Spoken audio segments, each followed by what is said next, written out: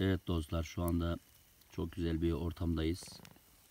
İlkel yöntemlerle şu gördüğünüz bira, Balığı göster. evet, balığı ilk önce göstereyim. Evet. Bira şişelerini görüyorsunuz. Teneke bira şişelerini görüyorsunuz. Evet. Arkadaşlar. Bir yer keşfettik ama ismini söylemiyoruz. Çok mükemmel. İyi akşamlar. Balık. Sevgili menajerim. Menajeri balık yiyor abi. Balık düzgün, pardon, Murat düzgün. Çok mükemmel.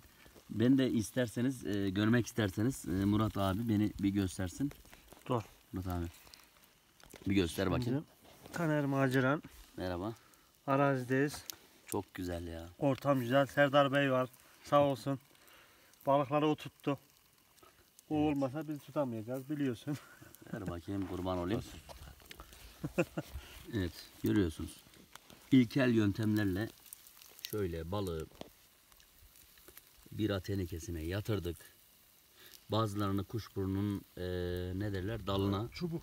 Evet, çubuğuna, cağına yatırdık. Şöyle görüyorsunuz. Şuna bak ya. Of. 10 numara. Allah Serdar abiden, Siz izleyin biz yiyelim. Serdar abiden razı olsun. Evet. Murat düzgün menajerimiz. Oh. 10 numara. Evet. Sizi de bekleriz. Hayırlı akşamlar dileriz.